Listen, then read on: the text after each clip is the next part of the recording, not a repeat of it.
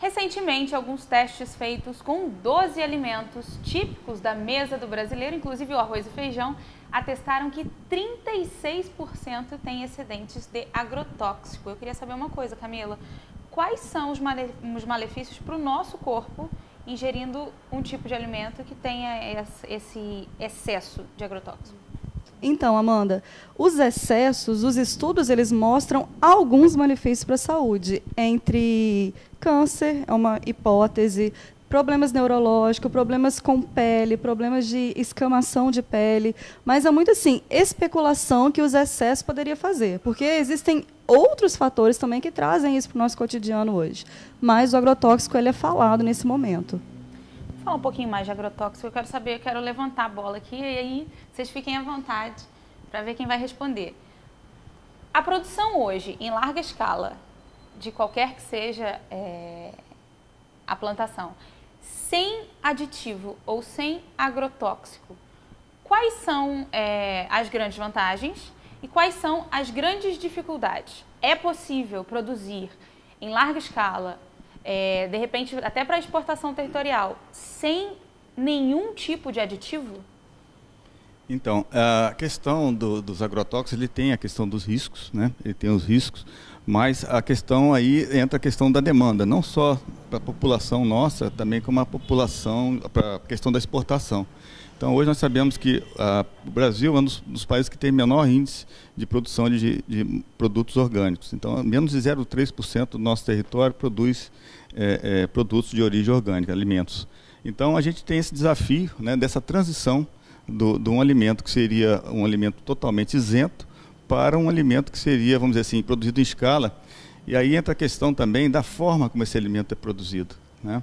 Então, a gente sabe que a questão do nível de informação muitas vezes leva a não respeitar períodos de carência para a colheita de determinado produto que fazem com que cheguem aos supermercados, ao consumidor, produtos com os níveis como você colocou. Então, a gente acha que falta aí um maior controle, né, de fiscalização, principalmente a nível de produtor. E até mesmo de educação, de formação dele, né? Porque muitas vezes ele está usando aquele produto achando que não tem nenhum risco, e o maior risco é para ele. Por que o maior risco é para ele? Porque ele está consumindo o produto na forma mais concentrada possível. Contato direto. Né? Contato direto. Então, realmente, essa transição aí se faz necessária, principalmente que se corrija muitos erros que ocorrem na produção. E isso é o grande... o Brasil tem uma legislação muito rígida com relação ao agrotóxico. O problema é que, muitas vezes, não é nem fiscalizado, nem respeitada essa legislação. E, no final das contas, quem paga é o consumidor final. Né? Na verdade, respondendo a sua pergunta, a minha opinião é que é impossível produzir alimentos nas condições atuais para atender a demanda de alimentos no mundo sem o uso de agroquímicos, não só os agrotóxicos que matam as pragas e as doenças, mas também os nutrientes que são repostos no campo para que a planta possa produzir numa base de sustentação maior. Da forma como está e com a demanda crescente de alimentos, e vocês imaginem, o Brasil é uma potência na produção de alimentos, tem sido uma referência mundial, maior exportador de carne, maior produtor de carne, um terceiro maior produtor de fruta, e assim vai, um maior produtor de soja. Os chineses estão chegando aí para comer e os africanos precisam chegar para comer. Em fazendo isso, e com o que está estabelecido pela ciência hoje, é impossível produzir. Essa é a minha opinião. Agora, obviamente que isso que o Carlos Frederico colocou, a gente precisa aprimorar muito o processo de produção no campo. E o processo de produção no campo são pautados em alguns aspectos que são muito difíceis para a sociedade brasileira, no caso específico do Brasil. Né? Primeiro, a capacidade do agricultor que está no campo de receber a informação, de ter a ciência como pauta para ele produzir alimentos. Porque às vezes ele usa um produto químico que nem era necessário se ele tivesse feito os protocolos de cultivo adequados e estabelecidos pela ciência, o que temos hoje. Segundo, a ciência precisa fazer o seu papel e precisa de dinheiro para desenvolver processos e produtos que fazem com que a gente faça controle biológico de praga, controle biológico de doença, variedades resistentes à seca. Hoje nós fizemos o contrário, as variedades desenvolvidas são mais exigentes quanto a nutriente e a água. E aí o produtor fica numa situação difícil, que ele tem que plantar essa.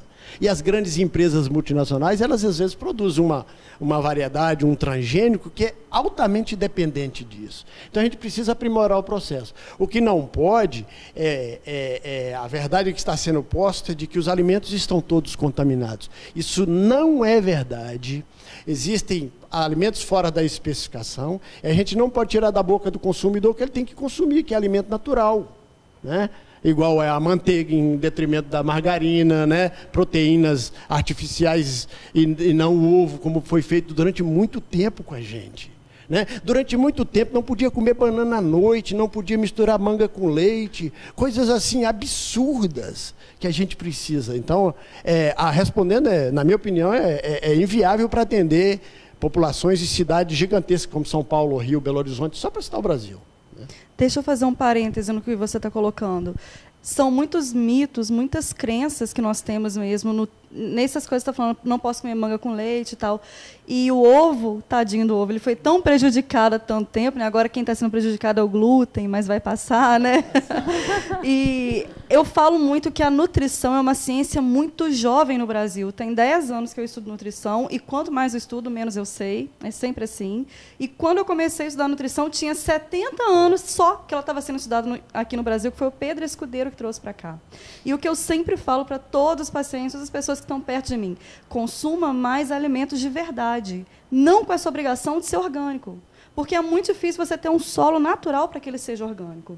E só para selar esse momento aqui, sempre que a gente tem uma transição de um paciente que ele sai de produtos industrializados, de alimentos processados, para um alimento mais natural possível, a saúde dele melhora significativamente. A gente tem até exemplos para contar por aqui, né?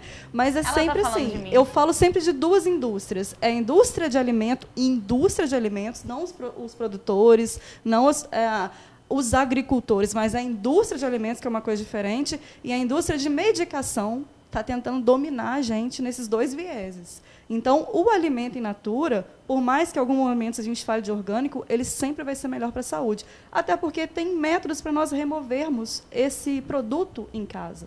A gente pode falar disso depois. Ela estava falando de mim. Daqui a pouco a gente fala mais sobre isso. Pode falar, Ernesto, lógico. Queria aproveitar a fala do Almir, quando ele fala da dificuldade de chegar a informação no agricultor. Existe um processo de uma política de esvaziamento, de retirada do pequeno produtor do campo.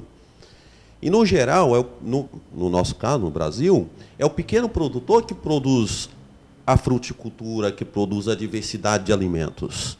O grande produtor produz milho, produz grãos. Produz milho, soja, o que não é grão é a carne, e parte do grão é para produzir carne. Na Europa, na Ásia, é para exportação, não é para o consumo da população brasileira. O pequeno produtor produz a diversidade para alimentar a população brasileira, né?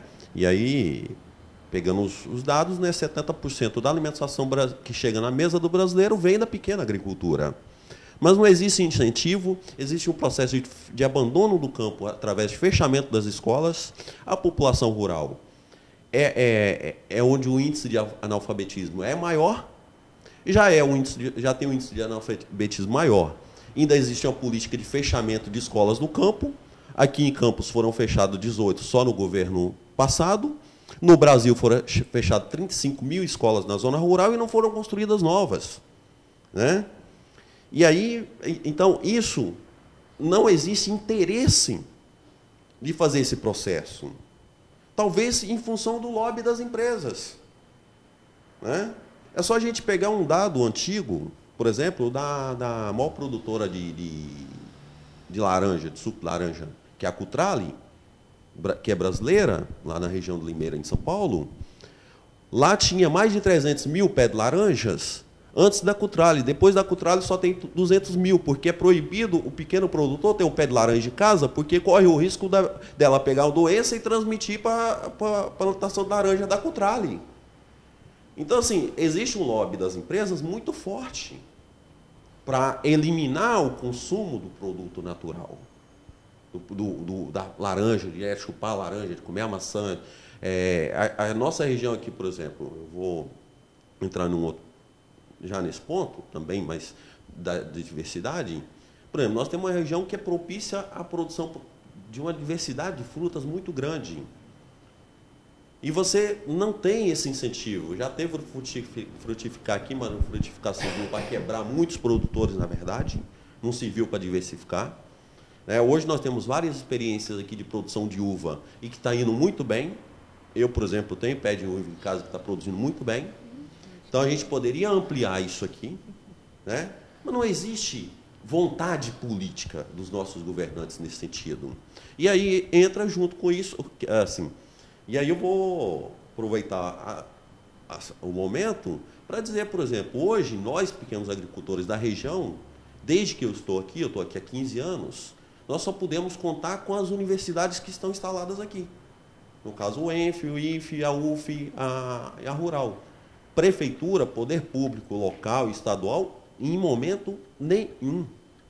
Então, é difícil para nós, que somos pequenos produtores, que estamos no campo, né?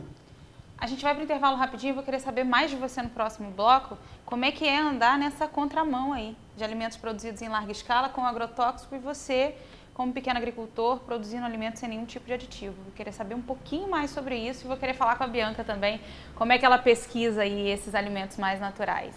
A gente vai para o intervalo rapidinho. Hoje quem vai trazer música para a gente aqui é o Benjamin. Bem-vindo, Benjamin. Estamos de volta. Bom ter você aqui. Muito bom estar aqui mais uma vez também. Vou fazer uma canção autoral. Essa se chama Moça.